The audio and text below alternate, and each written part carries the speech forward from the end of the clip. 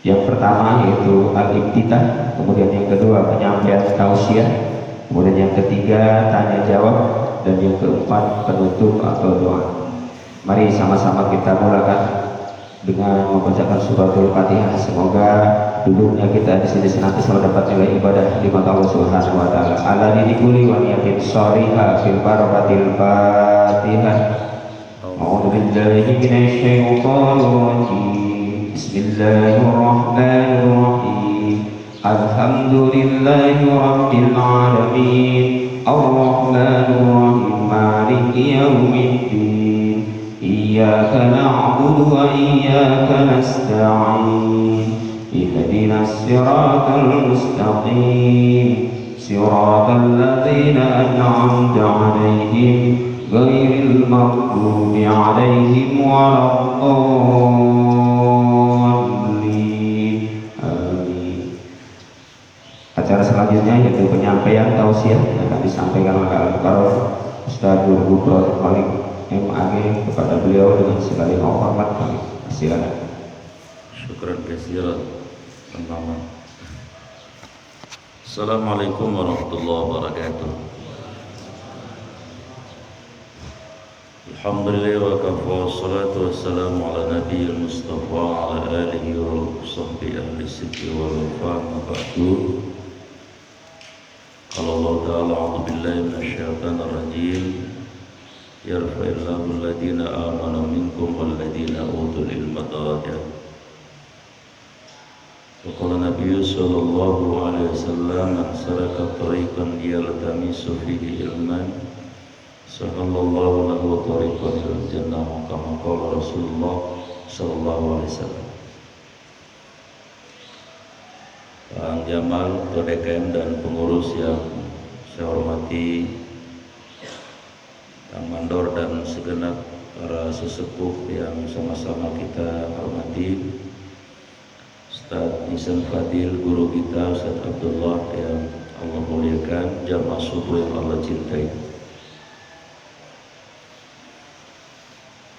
Mohon izin pagi ini kita akan bicara tentang bersyukur kepada Allah dan berterima kasih kepada manusia.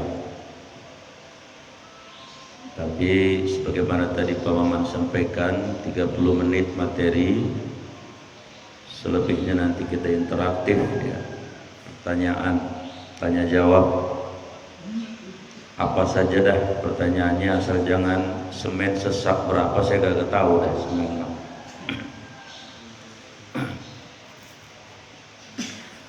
Di surat Saba ayat 13, saya kira ayat ini harus kita hafal ya. Jangan-jangan udah hafal ya? Bang Mandor udah hafal kayaknya. Di ujung ayat itu Allah berfirman, wa qalilun min ibadiya asyakur. Jadi ternyata kata Allah, jumlah orang-orang yang bersyukur itu qalil. Qalil itu bukan Haji Holil ya, orang anggrek lokal. Minoritas. Kalau pakai angka persentasi, kalau 100%, qalil itu di bawah 30%. Padahal di surat Ibrahim ayat 7-nya, ini juga ayat gacoan, la benar-benar injika syakartum, kalian syukur kepadaku, la benar-benar azidanakum, aku tambahin. Tapi ternyata faktanya kata Allah sedikit. Ya Allah yang berfirman, la ilaha orang percaya. Jamaah yang saya muliakan, secara garis besar nikmat itu terbagi menjadi 4. Yang pertama ada disebut dengan nikmat material. Meliputi apa ini? 1, enak makan. Jadi kalau yang sampai hari ini makan enak malah nambah, bersyukur. Karena banyak orang diuji Allah enggak enak makan, penyebabnya juga banyak. Ada orang rekeningnya di tabungan 6 miliar, Kalau makan nih mejanya penuh, isinya juga qualified, bukan rengginang, geplak, oyong, ganyong, lompong, bukan. Isinya bukan main, tapi kagak boleh makan, begitu kira-kira. Itu jangan dikira tuh yang di hotel-hotel yang orang top-top itu makanannya, jangan dikira ada juga mereka yang kagak makan, padahal dia yang bayarin, kira-kira begitu. Lah mendingan kita modal jeban nasi uduk sampai nambah 2 piring mentung kan gitu. Ada lagi orang sebenarnya pengen banget makan, tapi sari wawan. Wawannya masih sari gitu, mulutnya nggak enak makan. Ada lagi yang karena tipes nggak boleh sembarangan, ada lagi yang karena sedang macem-macem. Maka alhamdulillah yang sekarang ini bapak-bapak sekalian, ibu sekalian masih enak makan, enak minum, alhamdulillah. Jangan kata yang enak lah, cuman geplak aja gures, nah, alhamdulillah tuh.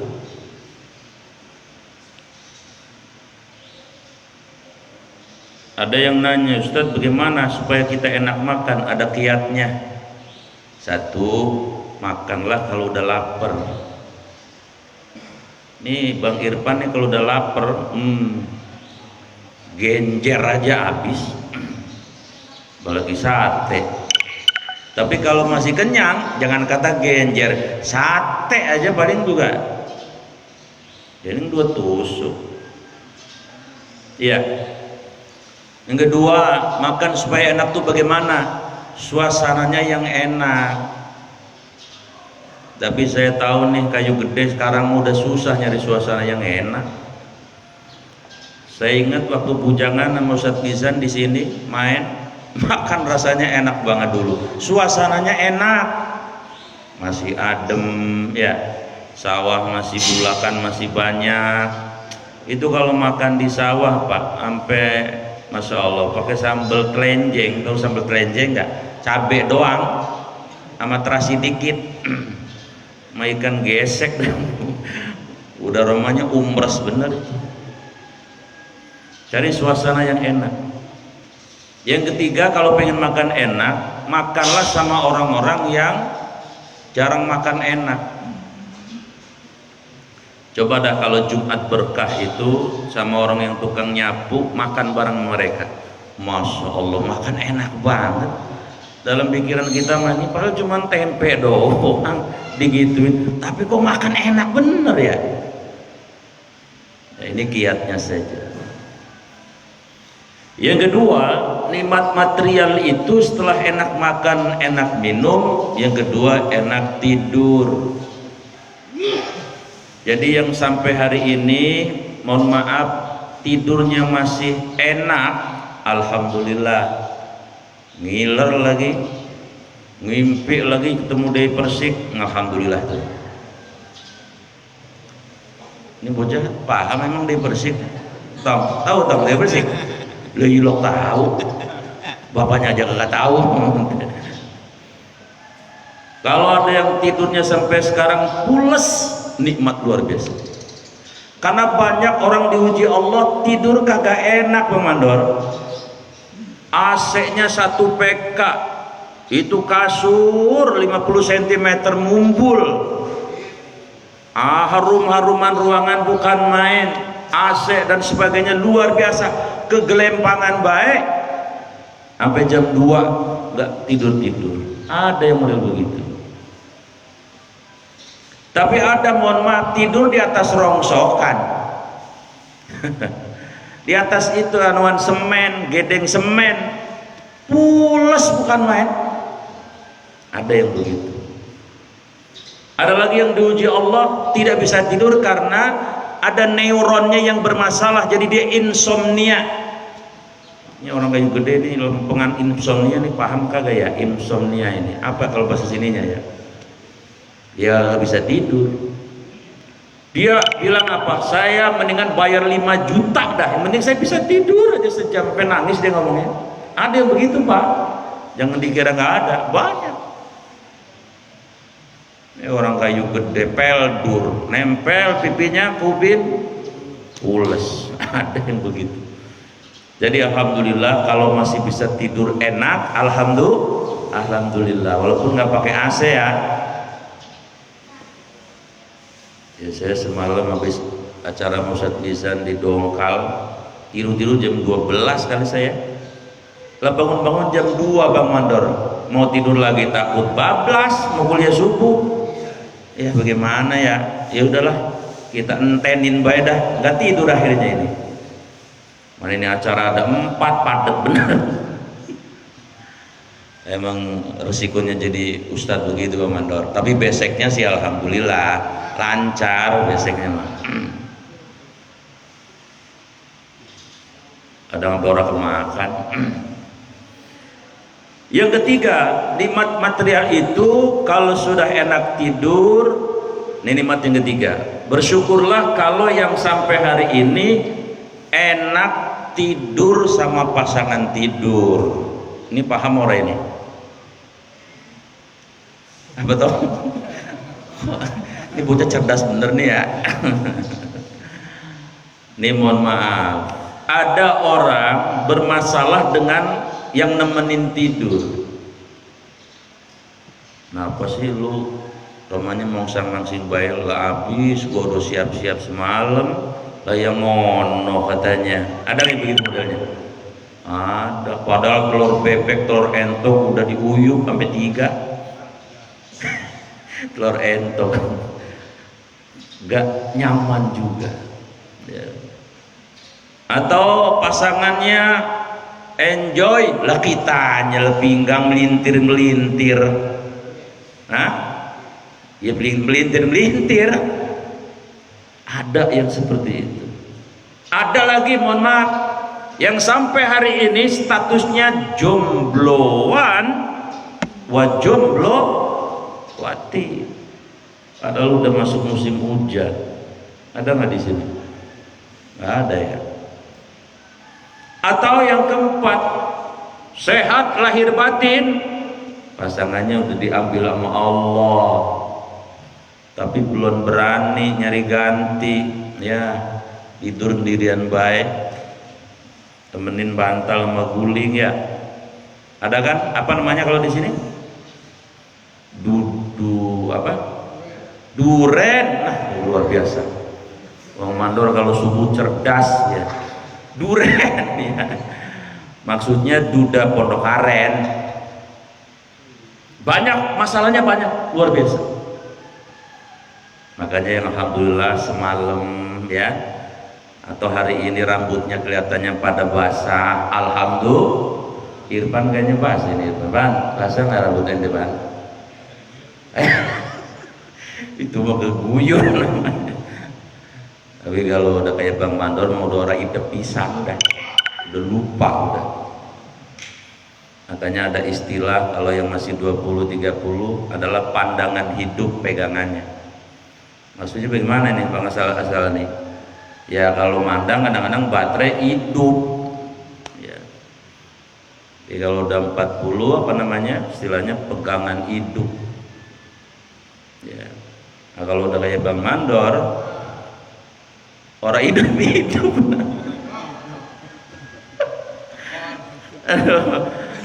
ini bocah tahu baik ini apa ya. No, abinya no kalem bener nanti ketawa baik. Kemudian jadi ulama besar kamu ya, amin. Atau menteri pertahanan mau? Oh jangan ya dah. Berikutnya nikmat material itu adalah udah enak makan, enak minum, enak tidur sama pasangan tidur. Yang keempat enak buang. Mana Bang buang? Oh ada ya. Jadi kalau hari ini tadi pagi jalan depan jalan belakang lancar, WC bablas, alhamdulillah. Karena banyak orang diuji. Jalan depan lancar, belakang mampet. Banyakan jambu klutuk kali. Jalan belakang lancar, jalan depan diuji mampet. Mentes tes dikit baik. Kalau bahasa medisnya namanya prostat. Itu luar biasa orang. Dia pengen banget buang air kecil itu, tapi kagak bisa. Ya. Jalan belakang termasuk, mohon maaf, nih udara dikeluarkan. Ada yang sampai 60 juta gara-gara pengen udara keluar tuh. Kagak bisa juga. Segala makan apaan itu, singkong magel apa dimakan telur asin, belum juga bisa keluar anginnya. Tapi kalau yang lancar, depan lancar, belakang lancar, angin juga lancar, alhamdulillah, bersyukur kepada Allah. Itu kelihatannya kalem-kalem bener ya, saya lihat wajahnya ya. Ngapain ini ya? Tanggal muda apa tua sekarang? Tua ya? Muda, dulu tanggal 3, udah lemes-lemes begini, lu gimana ini? Ngantuk kan saya? Iya kali ngantuk ya. Ya sama, saya 2 jam tidur lebih ngantukan saya kali. Baik jemaah yang saya muliakan, itu yang pertama, nikmat material. Yang kedua, ada namanya nikmat fungsional. Makanya kalau suka di kantor-kantor itu ada jabatan fungsional. Apa nikmat fungsional? Sumber daya manusia yang ada pada dirinya termaksimalkan, punya jabatan, punya kedudukan, nikmat. Karena tidak semua orang diberikan nikmat ini. Tong, penduduk Indonesia berapa jumlahnya? 200 berapa? Idih, pinter ya lu. Bukan main, masalah emang ya, jadi bekal ulama ini. 220 juta, presidennya berapa? Presidennya tahu katanya. Salah nanya saya berarti ya. Tahu apa kagak? Gak gitu kali ya. Presidennya berapa?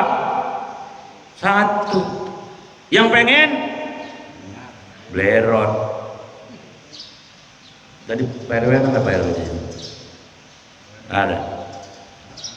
Ini se-RW ini penduduknya ada nggak kira-kira 1000 rumah? Ada nggak? Ada. RW-nya berapa? Lehilo, RW ada 6 pojokan, RW pojok sono, pojok lor, pojok kidul, lah wilayah apa namanya? RW tetap 1. Dari sekian ratus ribu orang Tangsel, Bang Benyamin Dapmi doang yang jadi wali kota. Enggak semua. Maka nikmat fungsional ini kalau digunakan dengan sebaik-baiknya, benefitnya 2. Di dunia mulia, di akhirat surga. Karena ada janji Nabi, 7 golongan yang tidak akan dapat naungan kecuali naungan Allah. Ternyata yang pertama, imamun adil, pemimpin yang adil. Itu dahsyat nanti di akhirat. Di dunia kalau dia lurus, oh dikagumi, disukai, dihormati sama manusia. Ya, jamaah yang saya muliakan, itu jabatan apa namanya, nikmat fungsional. Kagak usah gerasa gresek, pengen banget punya kedudukan, kagak usah. Sebab kalau kitanya yang pengen, Allah nggak bantuin. Tapi kalau orang lain yang pengen, kita mah kagak pengen, tapi orang lain pengen, Allah bakal bantuin.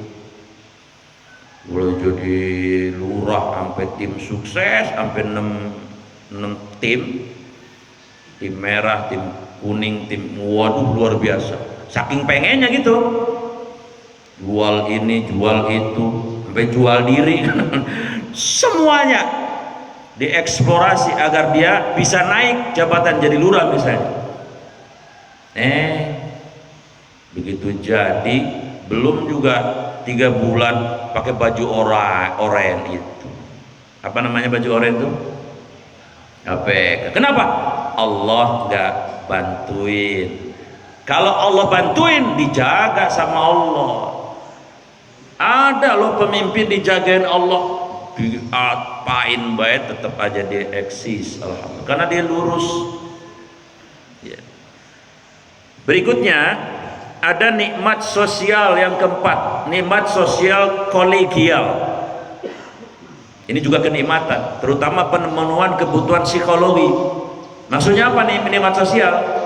Kita diterima oleh orang lain juga terima kita. Itu nikmat. Di keluarga diterima. Kalau kita suami diterima sama bini kita, enak Pak.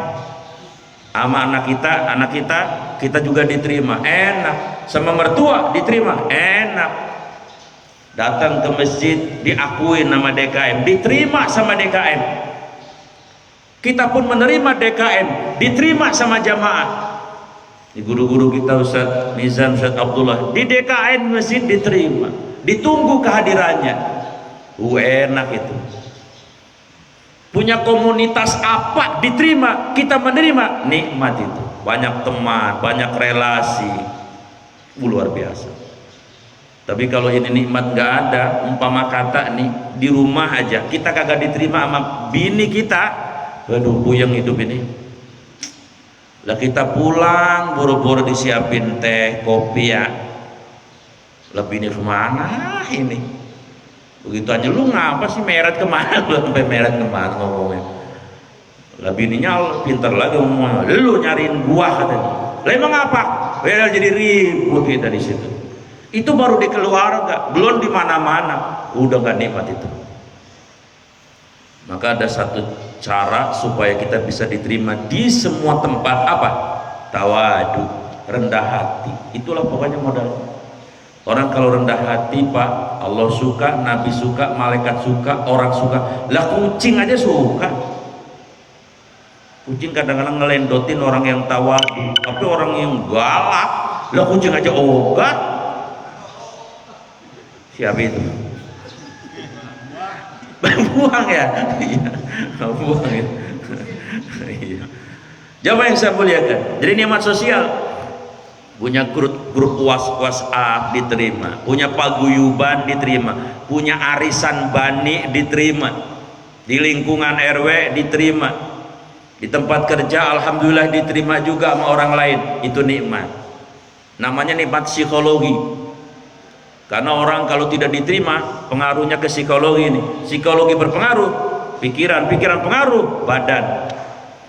Nah, salah satu penyebabnya bukan virus bakteri, orang bengek itu. Salah satunya kagak diterima sama orang. Makanya banyak yang suka depresi, stres. Coba cek Pak, kalau ada anak ngedekem baik di kamar, atau bahasa lebih kasarnya ngejentel baik di kamar, pasti ada masalah ini, mungkin dengan temannya, mungkin dengan guru sekolahnya. Ini cepat segera di atas itu. Mungkin dia mendapatkan perundungan. Ada kalanya ada nih, kita punya anak kamar baik, ternyata dia diancam di sekolahnya. Itu segera diatasi cepat. Atau nih mohon maaf ibu-ibu, laki ibu di rumah baik, di kamar baik, lelaki di kamar baik cupar, bener ada masalah pasti. Mungkin dia lagi ribut sama teman kerjanya, segera diatasi. Atau mungkin dia sedang bermasalah sama mertuanya. Emang ngapa sih di dalam baik?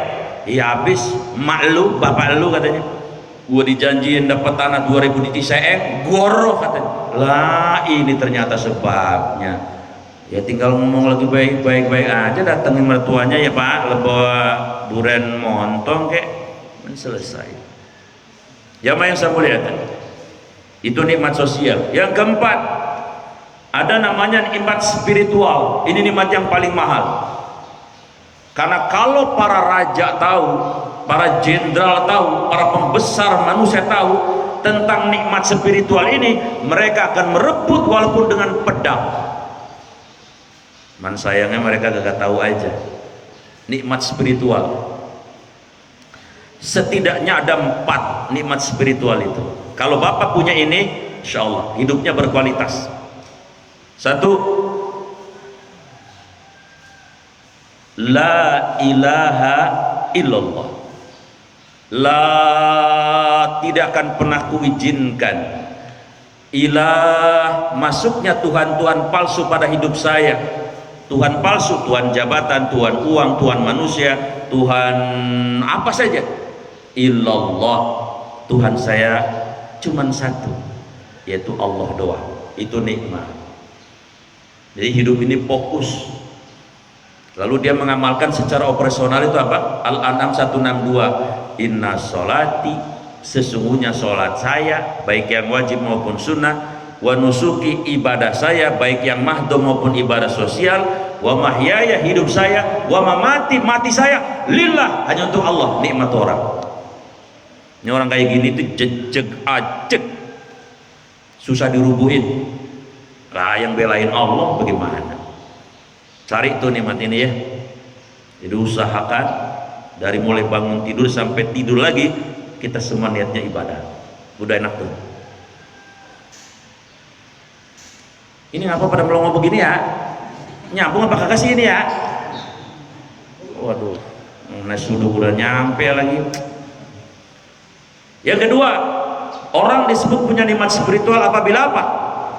Apabila mengamalkan hadis qudsi. Man lam yarda biqada'i wa lam yashbir ala bira'i wa lam yashkur ala ni'ami falyaltamis rabban siwaya. Kata Allah dalam hadis qudsi. Siapa yang tidak ridha dengan takdirku, yang kagak sabar atas ujianku, gak mau syukur atas pemberianku, falyaltamis rabban siwaya, silahkan monggo cari Tuhan selain aku. Maka orang yang dapat kenikmatan spiritual, dia ridho dengan semua keputusan Allah, dengan semua takdir Allah. Seharian ini kita siap, ya Allah saya terima apa saja, asal ini keputusanmu, saya terima semuanya, yang gede, yang sedang, yang kecil. Jadi akan diterima semuanya, takdir baik, takdir buruk, semua diterima. Gak mau suudon, pasti kau memberikan yang terbaik. Siap begitu? Siap? Kalau Bapak punya ini, nikmat spiritual dapat. Ini baru salah gua apa ya? Perasaan gua rajin sholat di Baitul Hanif ya. Saya bantuin nepain peluran di masjid. Ngapa gua masih bisulan baik ini? Aku kagak adil amat ya. Ini orang begini nih gak ridho nih, gak nikmat hidup kayak gini. Yang disebut dengan ridho itu apapun yang terjadi asal bukan kemauan kita, berarti adalah kehendak Allah. Saya terima ya Allah. Bapak kenapa senyum-senyum Pak? Bapak? Iya Bapak. Kenapa senyum-senyum begini? Oh Bapak mandor. Memanung godek-godek baik ya. Udah terima aja, ridho aja. Terima aja. Ntar Bama kata ya, saya dibungkusin nasi uduk, saya terima aja, saya ridho aja udah. Umpama ya, kalaupun enggak, bagaimana Bapak kalau enggak? Kayaknya tagih baik kali ya. Jamaah yang saya muliakan, sudah itu namanya ridho. Ustaz, tapi laki saya bader, terima aja dulu, doain aja udah. Tapi dia nyawer mulu, udah terima, pasti ada maksud. Kira-kira begitu kira-kira. Kalau ada orang udah begitu tuh, hidupnya nikmat tuh. Karena di ujung surat Al Imran 191 itu, biyadikal khair, di tangan Allah pasti yang terbaik yang diberikan untuk kamu. Kira-kira begitu. Saya dulu waktu tahun 91 daftar karyawan PT Danto tuh depan Gading Serpong tuh ada pabrik ubin zaman dulu tuh. Sekalian tahu nggak? Gading Serpong, perapatan, kan sampingnya Pamindo tuh. Pamindo udah gak ada sekarang. Belah kirinya kan Toto. Nah dulu ada Danto namanya di situ. Oh iya saya lupa. Ustadz Misan mana? Bapaknya di sana kerjanya dulu. Nah saya dulu sering lihat. Ya kan saya tinggal di Kamuran di situ di mertua. Nang di depannya. Wah saya percaya diri memang daftar kerja di situ. Memang kenapa? Lulus tes tertulis saya. Ya dulu mau kerja pakai lulus tes tulis. Terus saya percaya dirinya apa? Saya diajak saudara saya ke Pak Haji Rahmat di Pasar Anyar, manajer PT Danto. Saya diajak silaturahim. Nah coba itu lulus tes silaturahim ke manajer, kira-kira terima nggak kira-kira? Iya terima dah. Alhamdulillah begitu diumumin kagak lulus. Alhamdulillah saya dari pesantren, jadi saya ingat, oh berarti Allah nggak pengen saya di sini, begitu kira-kira. Akhirnya saya kuliah agama, jadi guru ngaji begini. Ya mungkin saya kalau di situ diterima, ya paling mentok juga asisten manajer, itu juga belum tentu, saingannya banyak.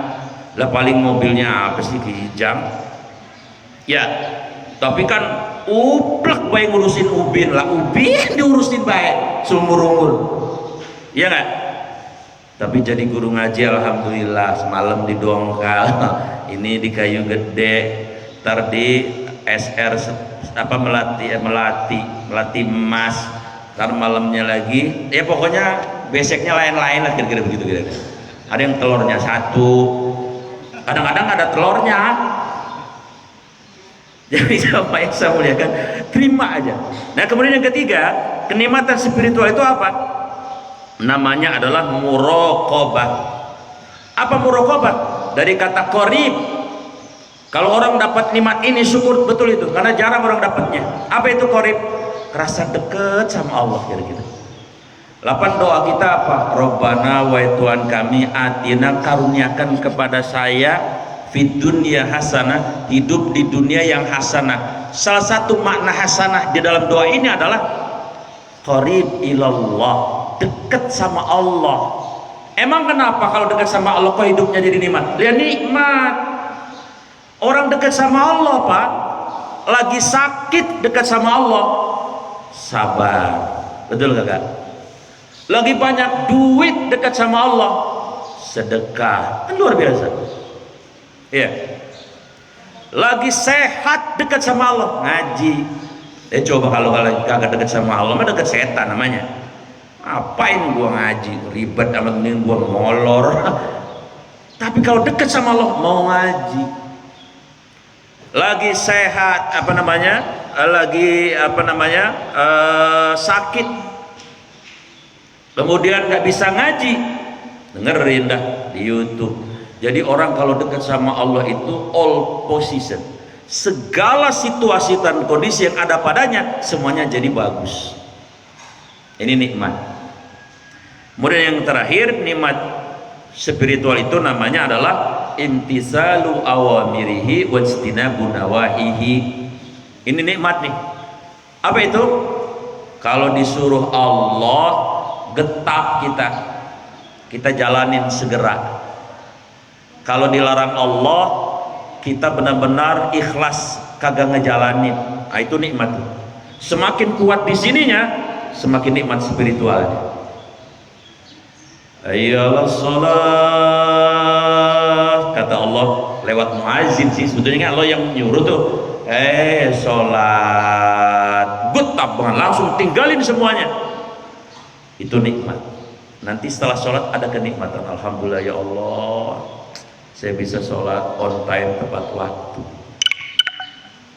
Begitu ada larangan juga ikhlas. Ya Allah, saya sebenarnya pengen banget ngelakuin ini, tapi engkau ngelarang, ya Allah saya ikhlas. Nikmat banget itu. Makin kuat makin nikmat. Makanya ada jaminan di surat At-Talaq itu ya, wa may yattaqillaha yaj'al lahu makhraja wa yarzuqhu min haitsu la yahtasib. Ya, kemudian wa may yattaqillaha yaj'al lahu min amrihi yusra. Nah, ini sudah jaminan hidup yang luar biasa. Yang kalau disuruh nurut kata Allah, kalau dilarang nurut, aku akan selalu berikan jalan keluar dalam setiap kesulitan hidupnya, dan aku akan berikan rezeki yang kagak dihitung-hitung, dan aku akan jadikan yang sulit jadi mudah. Kurang apa sih jaminan Allah segitu? Dan itu kenikmatan yang luar biasa. Lama-lama udah setengah jam belum? Udah apalagi dari tadi. Baik, jadi belum selesai ini ya. Bersyukur kepada Allah, berterima kasih kepada manusia. Tapi sebagaimana tadi saya bilang, harus hidup ada interaksi. Kalau tanya jawab sih nanya apa aja, ya tidak harus di materi ini. Mudah-mudahan nanti pertanyaannya jawabannya bermanfaat buat yang lain, dan ente yang nanya pahalanya double kuadrat. Ya, demikian saya kira. Silakan Ahmad difasilitasi barangkali ada pertanyaan. silakan kepada para jamaah yang ingin bertanya, kami persilakan. Ibu-ibu juga silakan yang ingin bertanya. Ya, bebas ya, bukan dari materi saja, silakan.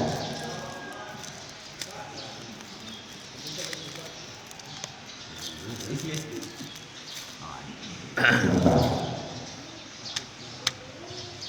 Bismillah. Baik, bismillahirrahmanirrahim.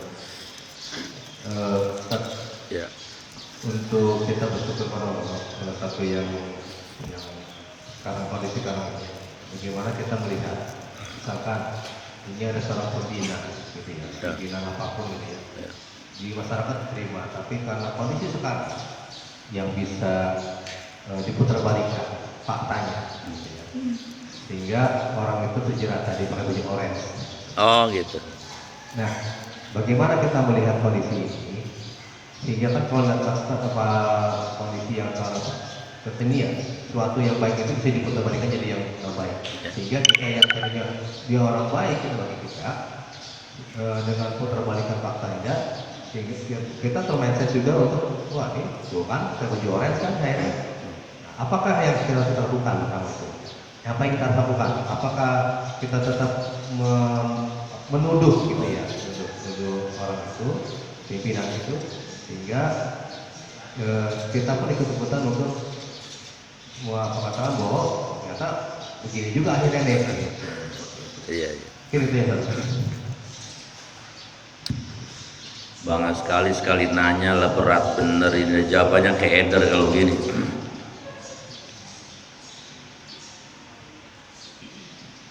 Wahadainahu najdain, kata Allah. Jadi aku tawarkan, kata Allah, dua jalan. Waktu belum jadi mah memang kagak ada yang bisa diambil, kenceng idealismenya. Tapi udah begitu jadi lah banyak amat ini ya, mana yang gua kandutin ini kita begitu, godaannya luar biasa ya. Makanya saya pernah ketawa waktu saya jadi kepala sekolah MDA. MDA itu Madrasah Diniyah Awaliyah Kamurang Lebak, Pakualam. Jadi semua kepala sekolah MDA kumpul di Ciloto, di Ciawi sana, nama Departemen Agama. Ada workshop 3 hari 3 malam. Saya semangat tuh, ilmunya kan mantap nih, nasional kan. 3 hari 3 malam. Baru malam pertama panitia udah ngomong begini, bapak-bapak, ibu-ibu, lah kan kita pada punya anak ya, iya, punya bini, iya, ini kan kita 3 hari, iya, bagaimana kalau kita sehari baik? Sehari baik, lah kan anggarannya 3 hari. Ini kira-kira curang apa kagak? Curang. Kenapa bisa curang? Lah ada yang mau dicurangin. Ya waktu belum punya jabatan mah nggak mau nyurangin lompong sama ganyong.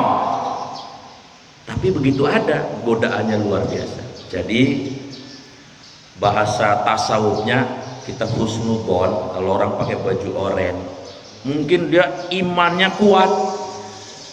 Tapi apa ya, kalau imannya kuat, yang lainnya apa? Imin apa ya, orang rada kuat pisan gitu. Itu husnudonnya. Tapi dalam perspektif akidah tetap ya berlaku ayat kuntum khairu ummatin ukhrijat linnas ta'muruna bil ma'ruf wa tanhauna 'anil munkar. Ada kemungkaran walaupun teman kita, orang yang kita kenal baik dan sebagainya, tapi dia telah berbuat mungkar, wajib man ra'a minkumul munkaron falyughayyirhu. Wajib kita robah. Robahnya bagaimana? Biadihi, yang punya kedudukan dengan kekuasaannya itu. Sama saya salah. Siapa di sini yang berkuasa? Bang Jamal. Bang Jamal yang harus merubah saya melalui kekuasaan sebagai ketua DKM. Tapi kalau tidak punya kekuasaan, pabilisani, dengan lisan. Ini ustadz, guru ngaji, siapa saja yang mampu dengan lisan. Tapi kalau tidak mampu juga, tapi qalbi. Doain orang yang pakai baju orang, ya Allah, mudah-mudahan itu pembelajaran buat beliau, dan kemudian beliau punya kesadaran transendental yang luar biasa, dan selama hidupnya dia akan kemudian tobat nasuh dan sebagainya. Nah, kemudian bagaimana? Apakah kita tetap kemudian menuduh dia atau percaya sama dia? Bagaimana? Ya, kata Nabi, memang sebaik-baik orang itu, kata Nabi, setiap manusia itu bersalah, tapi sebaik-baik orang yang bersalah adalah al-khuta'un, yang menyadari kesalahannya lalu dia memperbaiki diri, dan kita tahu betul-betul dia sedang memperbaiki diri. Begitu Bang. Jadi kewajiban amar ma'ruf tetap, ya, tetapi kita juga harus memberi kesempatan kepada dia yang pakai baju oranye ini. Mudah-mudahan nanti bukan oranye lagi yang dipakai, baju jas warna pink, ya, mungkin begitu. Kira-kira begitu Bang Saleh ya. Cakep ya. Ada lagi? Ya, silakan. Nah, siapa lupa lagi Bang, siapa kemarin di Ustaz Mizan ketemu ini? Iya. Pak Toidin ya, Masya Allah. Toidin. Bismillahirrahmanirrahim. Assalamualaikum warahmatullahi wabarakatuh. Waalaikumsalam warahmatullahi wabarakatuh. Ini masalah syariat, Pak Ustaz. Syariah. Kita misalnya nih, kalau subuh itu bangunnya telat. Ya. Nah, sholat sebelum subuh itu kan pahalanya lebih baik dari Khairun minad dunya mafiyah, dunia dan seluruh isinya. dunia dan seluruh Ya. isinya. Nah, kita kalau misalkan sholat dulu, jamaahnya ketinggalan. Hah? Sholat Kalau dulu. misalkan sholat sunnah dulu, Sholat di mana? masih di rumah. Oh, di rumah sholat sunnah dulu. Ya, Terus? jamaahnya ketinggalan, itu mana yang lebih baik, mengejar sholat sunnah dulu, jamaahnya ketinggalan, kalau sunnahnya ditinggalkan tapi Waktunya agak mepet ya? iya, Oh. bangunnya terlambat. Cakep bener ini pertanyaan. Saya kira banyak yang ngalamin ya. Ya. Coba Bang Selina basah nggak rambutnya? Kira-kira kurang 3 menit mau qomat, belum qobliyah subuh. Hadisnya mutafakun alaih. Sholatul fajri, qobliyah subuh itu khairun, lebih baik, minad dunya ma fiha, dari dunia dan seluruh isinya. Maka saya bikin status di Facebook ya, daftar 10 orang terkaya di Indonesia. Ada Pak Herl Tanjung, ada pemilik Sampurna, ada macam-macam. Nah, ternyata yang terakhir, yang ke-10 adalah, yang terkaya di Indonesia adalah Anda yang sholat qobliyah subuh, itu paling kaya se-Indonesia. Ya, alhamdulillah pada banyak yang respon, berarti paham. Karena memang nggak main-main sholat qobliyah subuh itu, betul itu. Ya. Orang yang meninggalkan qobliyah subuh sehari saja, berarti dia kehilangan di mata Allah kekayaan dunia dan seluruh isi. Coba itu. Tapi tinggal 3 menit lah kalau jalan. Pak itu rumahnya mana? Kalau jalan kemari lah abis, udah qomat. Tapi kalau jalan ke masjid lah kagak sholat qobliyah, bagaimana ini? Saya dengan lugas mengatakan, ente sholat qobliyah di rumah dulu, jamaah nggak bakal ketinggalan. Karena apa? Karena ada hadis yang lain menyatakan seutama-utama sholat sunnah bagi seorang laki-laki itu di rumah. Yang wajib, ya wajib di masjid, tapi sunnah di rumah. Tapi nggak apa-apa, di masjid juga nggak masalah, ya. Tapi kalau mau di rumah itu cakep, ya. Jadi jawaban saya adalah, kalau memang tinggal 3 menit, lebih baik terlambat jamaah, karena ketika masih dapat tahiyat dari imam saja, pahala kita tetap sempurna 27 apabila ada udzur syar'i. Kecuali misalnya udah mau adzan subuh, rokok samsunya dinyalain, lepas, Bang, oh udah azan, elah gua bukan ustadi, ini lah biarin baik. Bang, 5 menit lagi no mau komat, alah masih deket ini lah, tinggal nyengkat we nyampe, habis dahnya sholat qobliyahnya kagak. Yang kayak gini nggak masuk. Tapi kalau ada udzur syar'i tadi tadi saya bilang karena kita basah malam misalnya apa rambut kita, nah tinggal 3 menit, maka sebaiknya qobliyah di rumah dulu. Jadi nanti dapat dua-duanya, pahalanya dapat sempurna, ya, kemudian sholat fajarnya juga dapat pahala. Begitu ya Pak Teddy ya. Terima kasih. Ada lain? Yang lain? Nah, Ustaz, kalau yang Ada mau nambah? iya. Iya, gimana? Ya, kita sudah sering, ya kan saya dengar itu ya. Kita sudah sering melakukan salat sunat qobliyah di awal. Iya. Tapi karena satu waktu gitu ya, akhirnya melaksanakan jamaah itu dulu, kemudian qobliyah dilakukan, boleh? Nabi pernah ngalamin itu. Tapi Nabi mengkodoknya sampai boleh dikodok loh qobliyah itu. Nanti di waktu duha kerjain. Waktu duha. Tapi sekali lagi ya, udurnya udur syar'i ya, yang dibenarkan oleh syariat. Itu dikodok boleh. Tahajud aja boleh dikodok jika jadi waktu duha.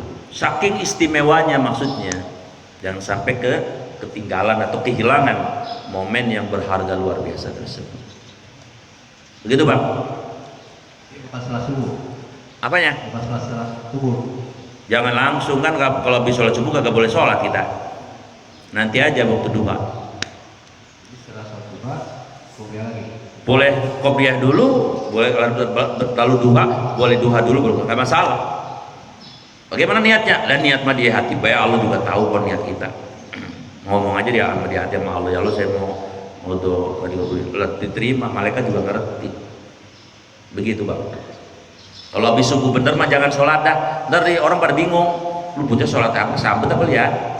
Karena nggak habis subuh nggak ada sholat. Kecuali apa? Nah, kuis yang bisa pulang dulu dah. Habis subuh boleh sholat, apa yang boleh? Kecuali ini, yang lain nggak boleh. Kecuali apa? Boleh pulang yang bisa. Hah? Lah, memang apa ini? Pada dia memang terlalu gampang apa besar ini soalnya? Hah? Sholat jenazah boleh. Habis sholat subuh boleh, bisa masuk subuh sholat jenazah boleh. Boleh, secara fikih boleh. Begitu. Tapi kalau yang lain dianjurkan tidak di subuh. Nanti nunggu waktu ba'da syuruk atau duha. Begitu Bang. Pak Sarmin, menanya nggak Pak Sarmin? Biasanya nanya Bang Sarmin ini.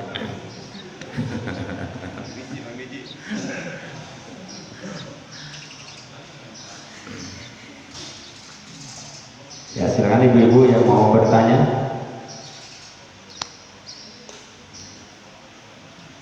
Pas ya? Baik. Pas kali Pak Uman. Lalu maksudnya masih banyak. Iya nggak apa.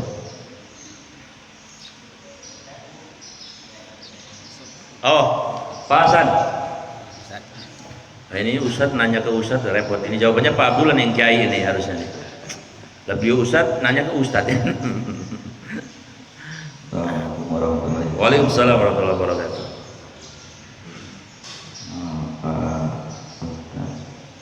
Kalau ada orang berikan wakaf itu kan milik umat ya. Ya. Kemudian dibangun. Kalau sudah akad ya, kalau sudah diakadkan wakafnya ini milik umat, ya milik umat berarti, bukan milik keluarganya. Kemudian dibangun masjid atau musola Iya. atau sekolah. Kemudian meninggal orangnya, dimakamkan di makam tersebut. Nah, itu boleh atau tidak? Dimakamkan di masjid, Dimakamkan di area masjid. Ya, tanah wakaf itulah. Ya, tapi tidak di dalam masjidnya kan? Iya. Boleh. Boleh. Boleh. Memang ada teman-teman kita di jamaah salafi namanya. Salafi itu yang suka apa namanya? Celananya isbal ya, harus di atas mata kaki. Walaupun ini juga debatable sebetulnya ikhtilaf ya. Mereka mengatakan jangan la ta'budu al-mayyit fi masjid. Jangan kau sembah mayit di masjid. Jadi mereka sangat menolak. Pokoknya ada yang namanya mayit di sekitar masjid, mereka gak mau.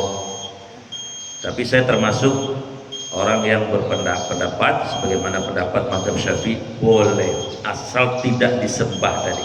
dan adanya di area bukan di dalam masjid, dan itu adalah apalagi si pewakif ya, itu udah masalah. Kalau yang punya pendapat nggak boleh, gimana tuh? Iya, ada yang tadi saya bilang ada yang berpendapat tidak boleh. Ya kalau pendapat ada yang boleh dan ada yang tidak boleh, berarti dua-duanya adalah punya dasar. Maka silahkan ambil. Sama kayak misalnya wamsahu biru'usikum di surat Al-Maidah ayat 6 ya. Bi-nya kata Imam Syafi'i adalah tabi'idan. Jadi cukup rambut itu dibasuh 3 lembar sempurna kata Imam Syafi'i. Tapi kata Imam Ahmad, bi-nya dimaknai kullahu, semuanya. Makanya mazhab Imam Ahmad kalau wudu dibasuh dari depan sampai keluar. Itulah perbedaan. Dua-duanya ada dasarnya. Silahkan ambil. Mau ikut Imam Syafi'i boleh, Imam Ahmad juga boleh. Yang kagak boleh ikut Imam Samudra, udah wafat beliau kasihan. Begitu bahasanya. Ya. Kalau saya cenderung boleh kalau usah. Asal bukan di masjid ya, di luar masjid. Tidak masalah. Dan tidak mau disembah atau diagung-agungkan berlebihan, bukan masalah. Banyak masjid-masjid besar yang pewakifnya itu dimakamkan di sekitar masjid. Begitu Pak? Baik. Weh, ada lagi, bukan main. Sampai tinggi banget ngangkatnya, saya kaget ini. Iya dah, takut kagak ngeliat. Emang udah iya pada saya ya. Katanya 2 jam doang. Iya Bang. Assalamualaikum warahmatullahi wabarakatuh. Waalaikumsalam warahmatullahi wabarakatuh. Bisa saya mau tanya hal tentang kesenian dalam Islam. Seni dalam Islam, ya. Entah hadroh, Hadroh, bana, iya, atau hal yang lainnya, marawis. iya. Ini saya ada yang saya masih ragu untuk menjawabnya. Ada yang menyatakan bahwa kesenian rebana itu dimainkannya tidak boleh di masjid Iya, atau di musola. iya.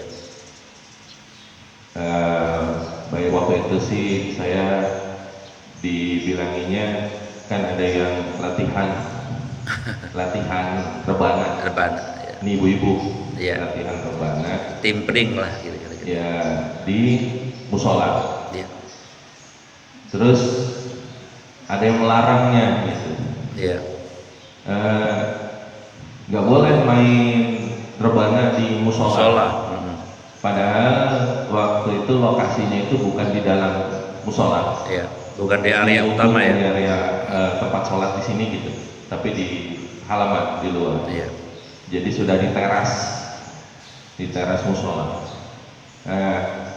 Waktu itu yang diberi tegurannya lah istilahnya, yang dikasih tahunya itu tolong jangan main rebana di musola. iya. Itu tidak bisa menjawab. Ngasih informasi lah ke saya. Saya berpikir kenapa tidak boleh gitu kan. Cuman saya juga tidak berani menjawab, makanya saya minta pendapat dari Pak Ustadz agar saya bisa menyampaikan ke orang yang melarangnya itu. Iya. Jadi nanti bisa paham gitu. Iya. Terima kasih, Baik, Ustadz. terima kasih. Jawabannya ada 2. Jawaban pertama, dalam kitabnya atau bukunya Syekh Yusuf Al-Qaradawi, Fatwa Kontemporer, beliau mengatakan berkesenian itu hukumnya ibahah, boleh, bahkan bisa mustahab, dianjurkan. Ya pasti karena boleh dan mustahab berarti berpahala, dengan syarat 5 berkesenian itu.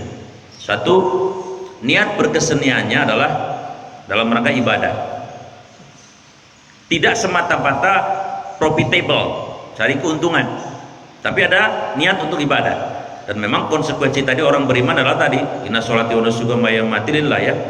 Semua yang dikerjakan dari mulai tidur sampai tidur lagi kan ibadah. 1. Yang kedua, konten isi keseniannya itu adalah mengingatkan kepada Al-Jalil, mengingatkan kepada Sang Pencipta. Contoh, nasyid Raihan. Coba lihat konten isinya. Tuhan, dosaku menggunung tinggi, tapi rahmatmu melangit luas. Yang suaranya begini Bang Matur ya, orang enak pisan. Itu isinya luar biasa kalau dari renung. Bimbo, sajadah panjang, Tuhan dan sebagainya. Jadi kontennya harus mengingatkan manusia kepada Sang Pencipta. Jangan kesenian isi kontennya cinta satu malam, belum cinta satu malam buru-buru amat ya. Itu enggak. Yang ketiga, tidak tasyabbuh kepada satu kaum yang bulat-bulat. Tidak meniru-niru kaum Yahudi dan Nasrani bulat-bulat. Bulat-bulat itu ya memang tidak ada unsur Islamnya sama sekali. Yang keempat, tidak ada diwarnai oleh ikhtilat, percampur adukan laki-laki dan perempuan yang sebebas-bebasnya. Itu nggak boleh. Yang kelima, tidak diwarnai oleh pernak-pernik yang diharamkan, minuman, miras dan seterusnya. Selama 5 ini nggak ada, boleh ibadah. Bahkan dianjurkan tadi ya untuk mengkanter musik-musik yang menjauhkan orang dari manusia. Muncullah raihan, muncullah bimbo dan sebagainya. Yang masih keder saya ini Bang Haji Oma doang saya keder.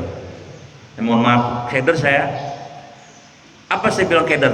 Karena dari kontennya cakep banget. Hai manusia, nggak usah tete-tete, nggak usah.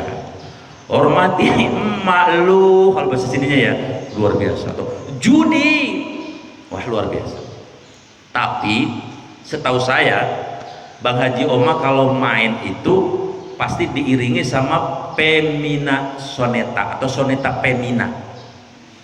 Itu perempuan lu cakep-cakep bener, badannya cakep, orangnya cakep.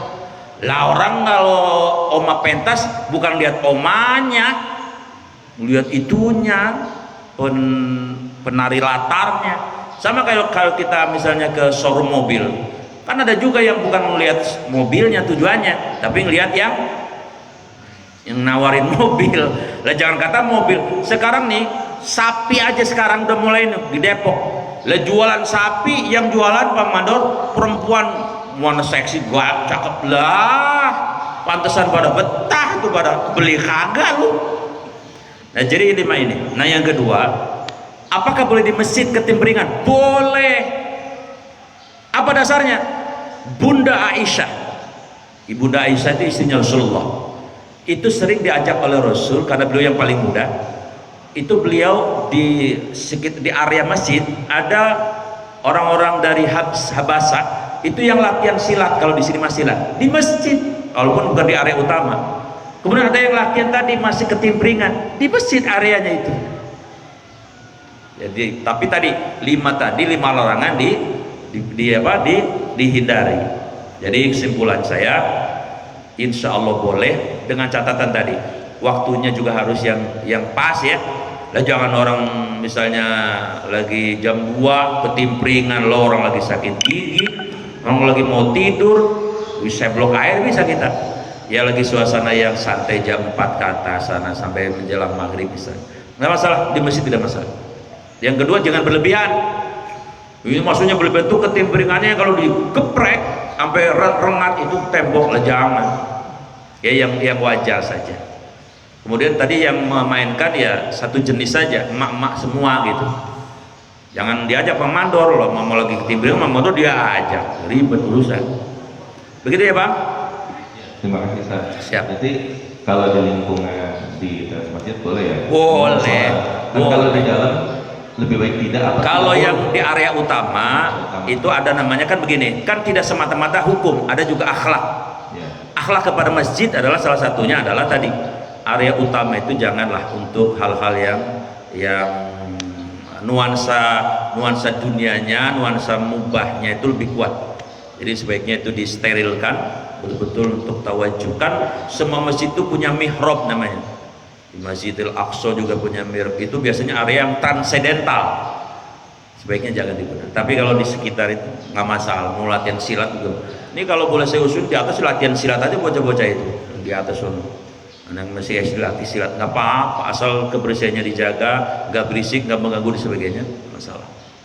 Makasih Ustaz. Siap ya. Jadi kalau yang kagak bilang kagak boleh suruh nanya, suruh hadapin Ustadz Mizan. Ustadz Mizan kagak bisa, ada Ustadz Abdullah. Ya. Saya mah urusan supporter aja. Pengen ajakin orangnya Hah? ke guru ngaji. Ayo ngomong ke guru ngaji. Iya. Begitu. Iya. Jadi jangan sampai menghambat kreativitas. Iya, orang benar, lain. benar. Ibu Iya. yang mau siar Islam, Benar. kreativitasnya dihambat. Mohon maaf, energi itu kudu disalurin. Tuh. Energi remaja kalau nggak disalurin, ya dia nyalurinnya kemana-mana. Mendingan di musola, di masjid. Emak-emak juga paling resep, paling demen tuh ketimbringan. Kalau udah ngeplak ini, pang, udah giroh aja udah. Kudu disalurin. Dan itu Islam saya kira. Saya kira begitu.